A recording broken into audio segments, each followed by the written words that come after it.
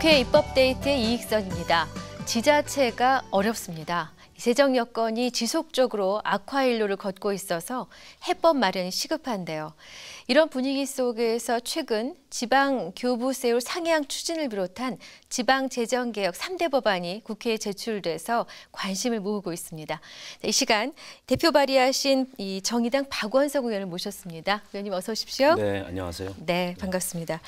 지난 7일에 지방교부세법과 또 지방세법, 보조금관리법 이 세 건의 법안을 동시 대표 발의하셨는데요. 네, 그렇습니다. 이 세 가지를 두고 지방재정개혁 3대 법안으로 부른다면서요. 네, 저희는 이렇게 부르고 있습니다. 그러시군요. 이 개정안을 발의하신 취지부터 여쭤보겠습니다. 이제 며칠 있으면은 6월 4일 날 지방선거가 있는데요. 우리나라 지방자치 역사가 20년이 넘었습니다. 네. 비록 그렇게 긴 역사는 아니지만 많은 성과가 있었다고 생각합니다. 예. 그런데 이 지방자치에서 가장 중요한 요소 중에 하나가 이제 재정의 분권, 또 네. 재정의 자립입니다.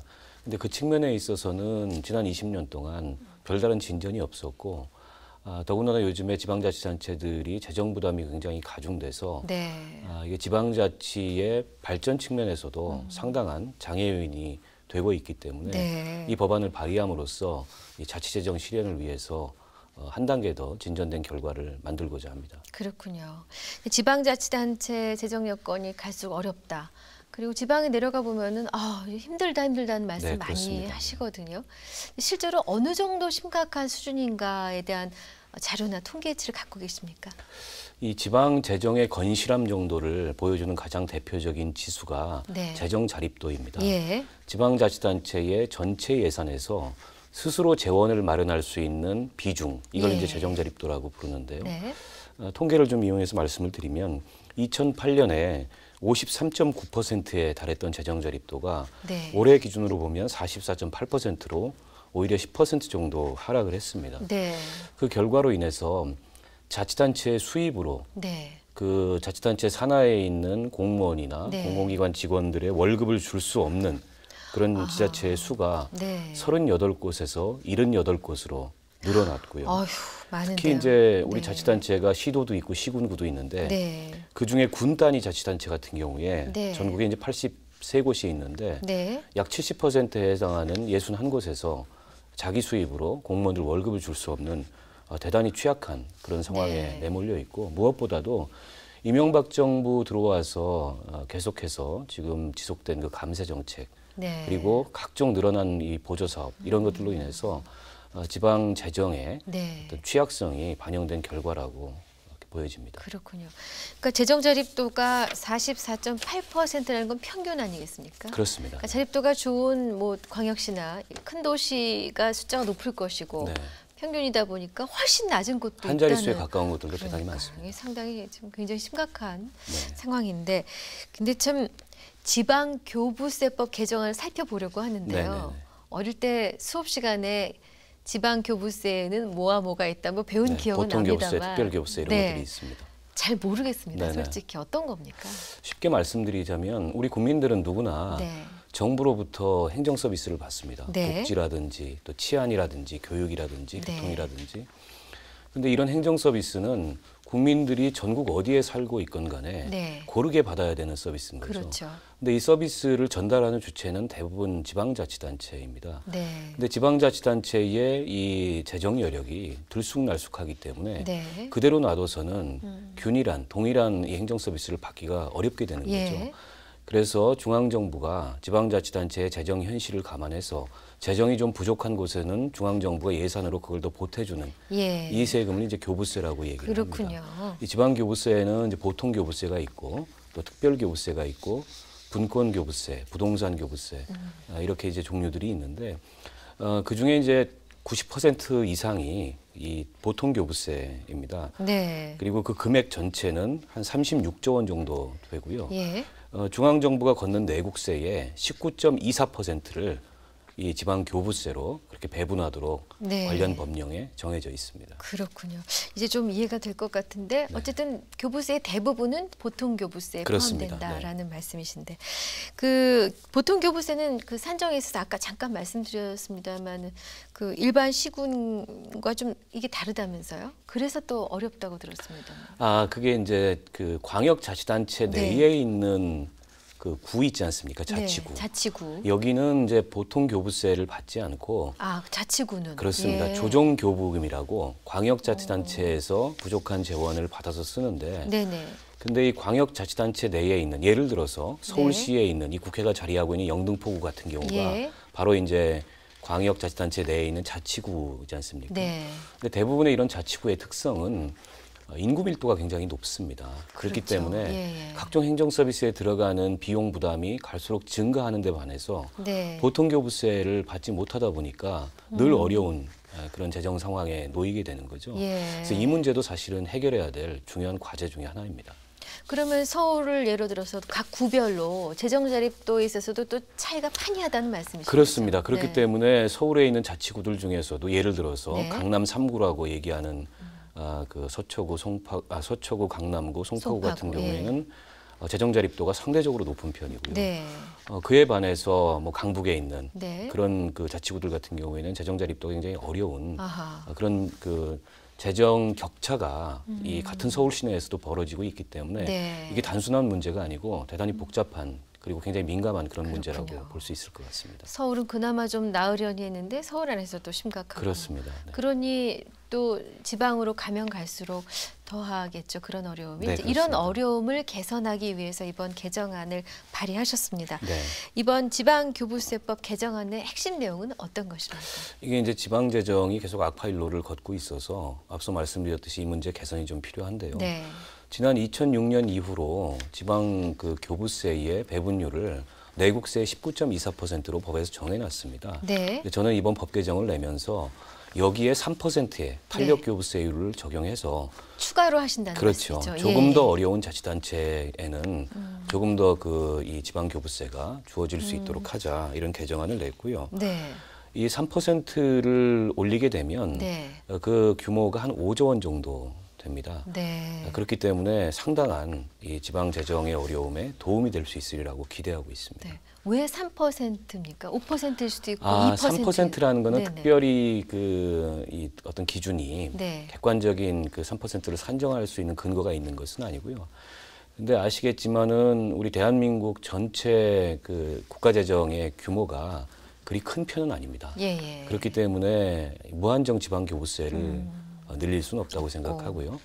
3% 정도 늘리더라도 이 규모가 한 5조 원 정도 되기 5조. 때문에 지금 지방자치단체들이 겪고 있는 재정적인 어려움을 해소하는데 상당한 도움이 될 수 있으리라고 생각합니다. 네, 어떻게 보면 금액을 먼저 산정하시고 퍼센테이지를 나중에 보셨고요. 네, 그렇게 보셔도 될 것 같습니다. 그럼 어떤 경우에 3%까지 끌어올릴 것인가 하는 어떤 기준이 필요하지 않겠습니까? 그것은 이제 지방자치단체별로 이 재정 현실이 상이하기 때문에 네.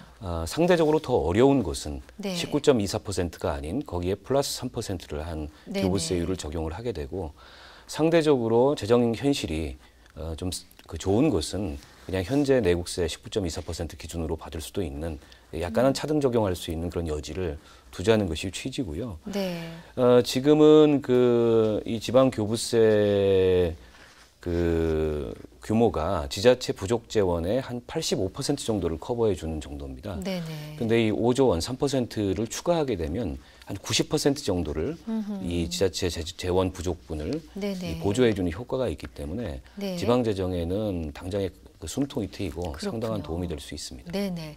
근데 이 내용 중에 탄력 교부세율 적용과 아울러서 자치구의 그 보통 교부세도 직접 교부로 바뀌는 것으로. 네, 그 내용도 예. 중요한 개정 사항 중에 한 가지인데요. 네. 아까 제가 말씀드렸듯이 광역 시도 내에 있는 자치구는 이 조정 교부금을 받고 있지 네. 이 보통 교부세를 받지 못한 지방 교부세를 받지 못한다는 말씀을 네네. 드렸지 않습니까?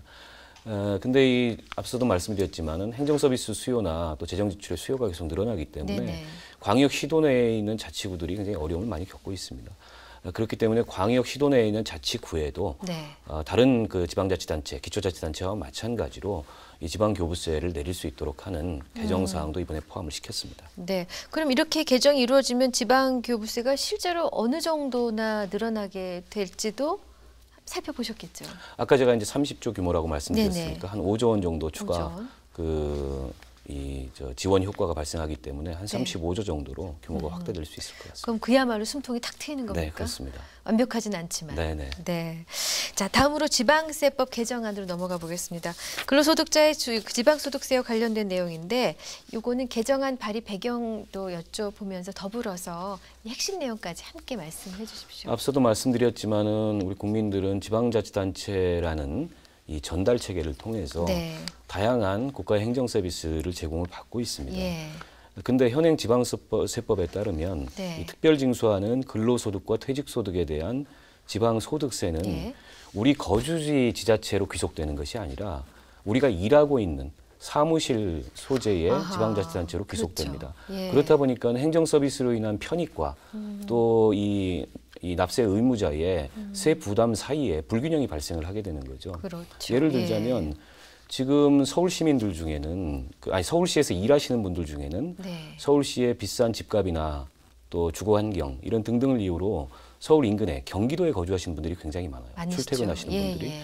이런 분들 같은 경우에 그분과 가족들까지 포함해서 정작 행정 서비스는 교육이나 치안이나 또 쓰레기를 치우는 거나 이런 행정 서비스는 경기도에서 받고 있는데 예. 이분이 내는 세금은 서울시로 들어가게 되는 그런 불일치가 발생을 하게 되는 거죠. 네. 그래서 이 편익과 부담 사이에 불균형과 불일치를 해소하자는 것이 그럼으로써 상대적으로 손해를 보고 있는 지방자치단체의 재정을 조금 더 확충하고 지방자치단체 간 재정 격차를 해소하자는 네. 것이 법 개정의 취지입니다. 네. 그러면 핵심 내용도 바로 이 부분을 담고 있으실 텐데요. 네, 그렇습니다. 네. 그건 이제 간단히 네. 이 지방소득세의 그 귀속지를 네. 사무실 소재지가 아닌 그러니까 일하는 곳에 사업장 네. 소재지가 아닌 본인이 거주하는 소재지로 거주지. 바꾸자라는 것이 법 개정의 내용이고요. 예외 없이 일괄. 그렇습니다. 예. 이게 이제 과거에는 소득할 주민세라고 불렸던 그런 세목인데요. 소득세나 법인세 납부액의 10%를 덧붙여서 이거를 납부를 하게 됩니다. 네.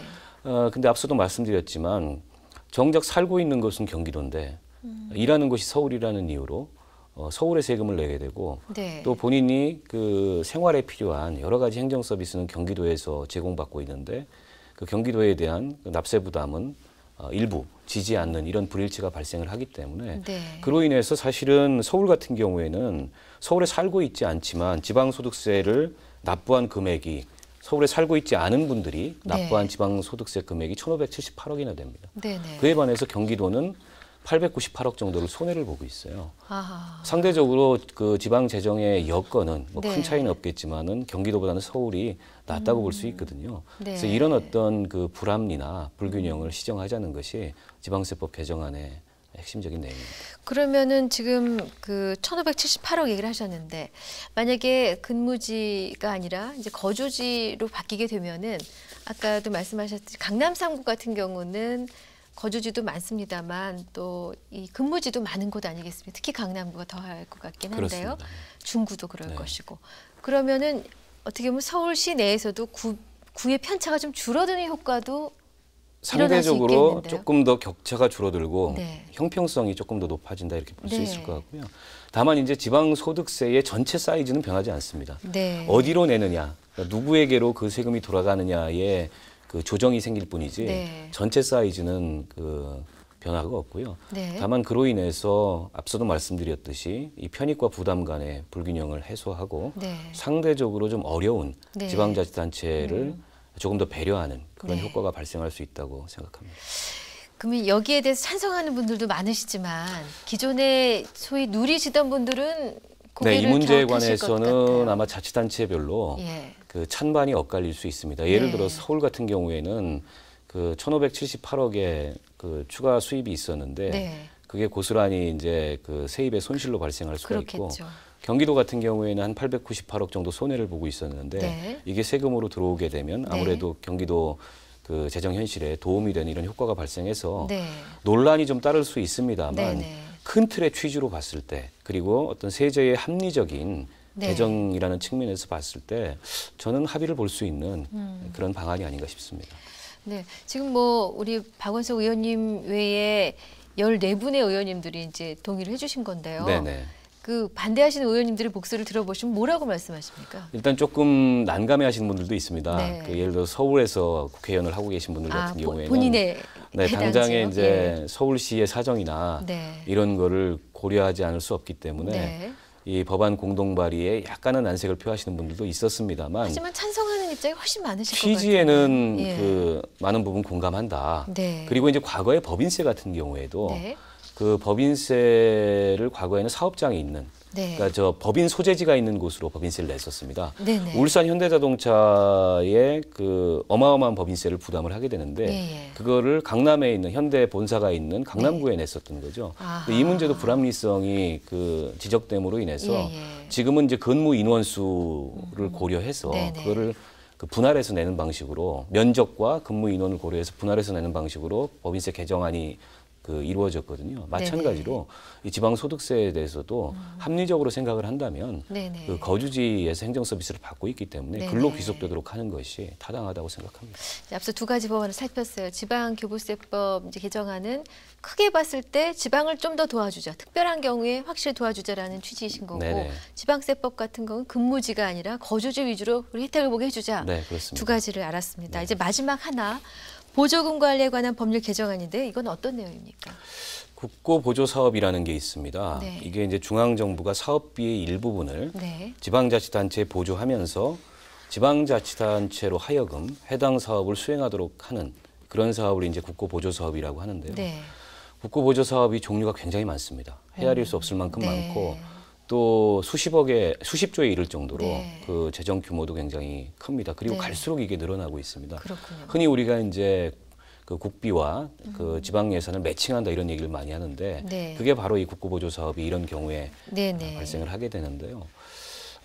근데 이게 이제 보조율도 제각각입니다. 그거를 그 법에 의해서 일률적으로 정해놓은 것이 아니라 시행령 시행규칙에 따라서 사업마다 다 보조율을 달리 적용을 하고 있기 예. 때문에 이걸 일괄적으로 어떻게 그 보조율을 늘리거나 할 수 있는 방법은 없고 네네. 근데 지방자치단체의 부담은 갈수록 늘어가고 그렇군요. 그래서 제가 법 개정을 내면서 그 고민을 많이 했는데 네. 생각한 방법이 결국에는 지방자치단체의 재정 자율성 내지는 독립성이 핵심적 네. 문제고 중앙정부가 이 국고보조 사업을 정할 때는 네. 지방재정 영향평가를 반드시 받도록 하고 네네. 그렇게 결정된 국고보조 사업에 대해서 지금은 지방자치단체가 그 어떤 이의를 제기할 수가 없습니다. 아 그냥 하라 그러면 해야 그냥 되는군요. 하라면 해야 되는 사업인데요. 아, 근데 여기에 대해서 지방자치단체가 수정 요구권을 네. 행사할 수 있도록 하는 내용을 네. 이 국고보조에 관한 법률에 포함시켜서 지방자치단체의 어떤 재정 자율성을 네. 증진시키는 그런 방향으로 법을 개정하자 이런 예. 내용을 제출을 했습니다. 지자체가 이건 우리 지역에서 감당하기에는 너무나 무리가 있기 때문에 다시 한번 재고해달라, 변경해달라라는 요구를 할 수가 있는 것이죠. 네. 개정안에는요. 네네. 예. 이외에 또 지방 재정에 부담이 되지 않도록 국고 보조율을 늘리는 방법은 좀 더 없을까요? 근데 제가 앞서도 말씀드렸듯이 네. 국고보조 사업은 이 국고보조금에 관한 법률에 일률적으로 보조율이 정해져 있는 것이 아니라 예. 시행령 시행규칙에 따라 정해져 있기 때문에 네. 그 보조율이 제각각입니다. 그걸 일률적으로 좀 늘리기가 어렵고 그리고 앞서도 말씀드렸지만 이 국고보조 사업을 그렇다고 지방자치단체가 뭐 하기 싫다 그래서 안 한다, 거부한다 이렇게 할 수는 없는 거죠. 네. 다만 이제 지방자치단체의 재정 사정을 감안해서 네. 이 사업에 대해서는 좀 수정을 하거나 변경을 하거나 네네. 이 재론을 해달라라고 요구할 수 있는 권한을 네. 지방자치단체에 줌으로 인해서 지방자치라는 것은 사실은 분권의 기초에 있는 거고 네. 지방자치단체의 권한이 있는 건데 이 국고보조 사업이 진행되는 경우를 보면 그 지방의 어떤 자율성 같은 건 아랑곳하지 않고 네. 중앙정부에서 결정되면 지방자치단체는 그냥 군말 없이 수행해야 되는 네. 이런 형태로 사업이 이루어지다 보니까 지방자치단체가 재정 현실이 굉장히 어려운데도 울며 겨자 먹기로 이런 사업들을 해왔던 경우들이 네네. 많거든요. 여기에 대해서는 이제 그 지방자치의 취지나 그 정신에 네. 비추어서 지방이 재정 자율성을 가질 수 있도록 수정하거나 재론을 요구할 수 있는 그런 네. 권리를 주자라는 것이 법 개정의 핵심 내용입니다. 뉘앙스가 전혀 다르죠. 거부와 수정 요구는 네, 다른데 그렇습니다. 네. 그런 개정안입니다. 자, 이제 오늘 다룬 세 건의 개정안이 갓 발의가 됐으니까 앞으로 이제 국회 논의가 어떻게 이루어질 것인가를 지켜봐야 할 텐데요. 여야의 반응 또 향후 처리 전망을 어떻게 보시는지요? 우선은 이제 6월 4일 지방선거를 앞두고 네. 있는데요. 우리가 흔히 지방자치를 풀뿌리 민주주의라고 얘기를 합니다. 그야말로 민주주의의 학교라고 할 수 있고 네. 우리 민주주의의 기초라고 할 수 있습니다. 이 방송을 보시는 모든 시민 여러분 6월 4일 날 꼭 투표해 주시길 우선 당부드리고 네. 이 지방자치 수준에서 민주주의가 제대로 작동하기 위해서는 지방자치의 제대로 된 분권이 실현되는 것도 굉장히 중요하고 네. 그에 못지않게 중요한 것이 자치재정을 실현하는 것입니다. 네. 지방자치단체가 제공하고 있는 그 많은 행정 서비스들 이게 다 돈과 연결된 문제고 네네. 이 재정의 자립 혹은 재정의 자율성 없이 제대로 된 지방자치가 실현되기도 어렵고 네. 제대로 된 풀뿌리 민주주의가 정착되기도 어렵다고 생각합니다. 네. 그렇기 때문에 제가 앞서 설명드린 이 세 가지 법안에 대해서는 여야를 넘어서 크게 저는 공감할 수 있는 내용들을 포함하고 있다고 생각하고요. 네. 조속한 시일 내에 법안이 통과되도록 최선의 노력을 다하겠습니다.